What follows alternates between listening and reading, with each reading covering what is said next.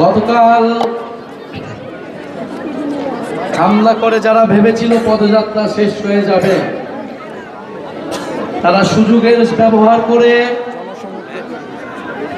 ভেবেছিল আতঙ্ক তৈরি করবে সারা দেশে, মানুষ আর আমাদের পথসভায় পদযাত্রায় আসবে না। যদি তারা সশস্ত্র কায়দায় না আসতো, আমরা বিশ্বাস করি আজকে রাজবাড়িতে যত মানুষ হয়েছে, গোপালগঞ্জের সাধারণ মানুষ ঠিক ততটাই আমাদের সমাবেশে আসতে।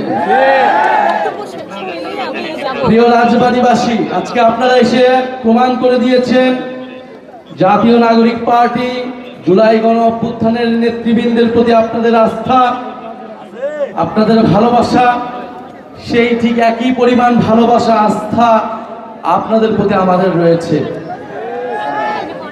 আপনাদের মেধাবী সন্তানেরা আমাদের জাতীয় নাগরিক পার্টিতে রয়েছে, যারা এই দল নয় পুরো বাংলাদেশকে বিশ্বের বুকে উজ্জ্বল করছে।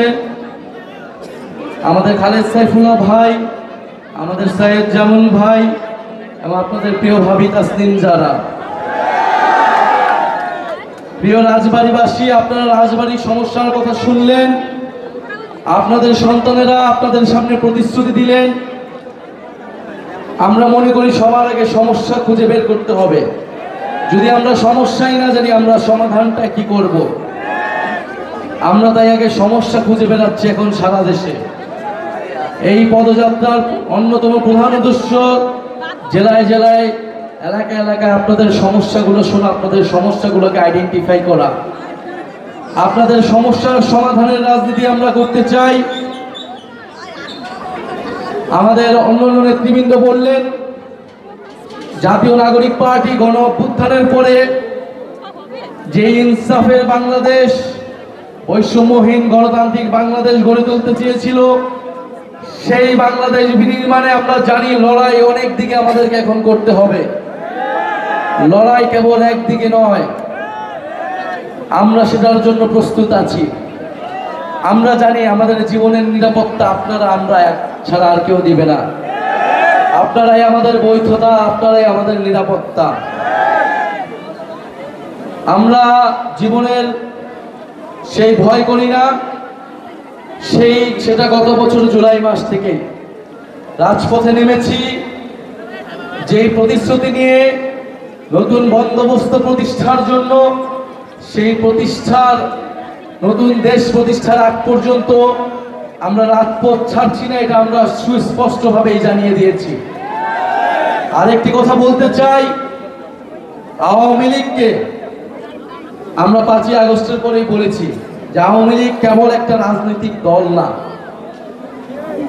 এটা তো একটা সন্ত্রাসী সংগঠন অবশ্যই, কিন্তু তার থেকেও বড় বিষয় এটা একটা ফ্যাসিস্ট মতাদর্শ। এই আদর্শকেও পরাস্ত করতে হবে। শুধু আইনিভাবে, সাময়িকভাবে নিষিদ্ধ করে আমরা আওয়ামী লীগের মোকাবেলা করতে পারবো না।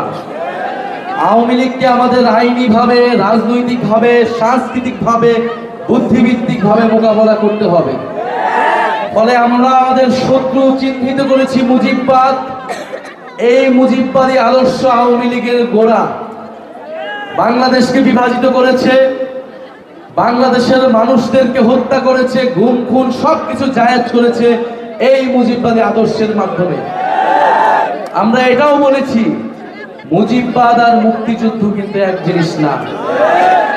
ফলে আমাদের এই মুজিববাদীদের হাত থেকে আমাদের মুক্তিযুদ্ধকেও রক্ষা করতে হবে, বাংলাদেশের জনগণকে রক্ষা করতে হবে, ভবিষ্যৎ প্রজন্মকে রক্ষা করতে হবে। যারা বাংলাদেশকে দিল্লির হাতে তুলে দিয়েছিল, বাংলাদেশকে তাবেদারি রাষ্ট্রে পরিণত করেছিল, তাদের হাত থেকে রক্ষা করে সার্বভৌম বাংলাদেশ প্রতিষ্ঠা করতে হবে। সেই লড়াই আমরা জানি, রাজবাড়িবাসীকে আমরা পাশে পাবো। রাজবাড়ির সাহসী সন্তানেরা জুলাই গণ অভ্যুত্থানে শহীদ হয়েছে, সেই শহীদদের আদর্শকে, আকাঙ্ক্ষাকে আমরা ধারণ করি। আমরা জানি আমাদেরকে কেউ পরাজিত করতে পারবে না, আমরা জানি আমাদের শত্রু মিত্রকে, আমাদের লক্ষ্য কি। প্রিয় রাজবাড়িবাসী কি জানে তাদের লক্ষ্য কি? আমরা কি জানি আমাদের লক্ষ্য কি?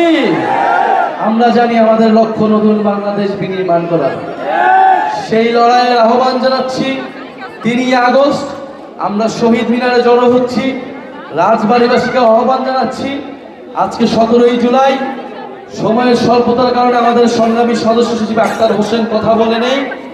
আজকের এই দিনে আক্তার হোসেন গ্রেফতার হয়েছিলেন ঢাকা বিশ্ববিদ্যালয়ের এই গণ অভ্যুত্থানের বৈষম্য বিরোধী ছাত্র আন্দোলনের প্রথম রাজবন্দী হিসেবে প্রথম কারাবরণ করেছিলেন এই আক্তার হোসেন। তার কারাবরণের মাধ্যমে আমরা অনুপ্রাণিত হয়েছিলাম, এই গণ অভ্যুত্থানে আমাদেরকে সাহস জুগিয়েছিল রাজপথে নামায়। আক্তার হোসেনকে আমরা সশস্ত্র সালাম জানাই আজকের এই দিনে, আজকের এই দিনকে স্মরণ করে। প্রিয় রাজবাড়িবাসী, আপনাদের সামনে দেখা হবে, আপনাদের সন্তানরা সংগ্রাম করছে, লড়াই করছে। আমাদের সাথে আরো রয়েছে জাতীয় যুব শক্তির নেতৃবৃন্দ, জাতীয় যুব শক্তির আহ্বায়ক তরিকুল ইসলাম, আর স্থানীয় যে এনসিপির নেতৃবৃন্দ, বিপ্লবী ছাত্র সমাজ, বৈষম্যবিরোধী ছাত্র আন্দোলন এবং জাতীয় যুব শক্তির শ্রমিক ঐক্যের নেতৃবৃন্দ যারা রয়েছেন, তাদের সবাইকে ধন্যবাদ এবং কৃতজ্ঞতা জানাচ্ছি।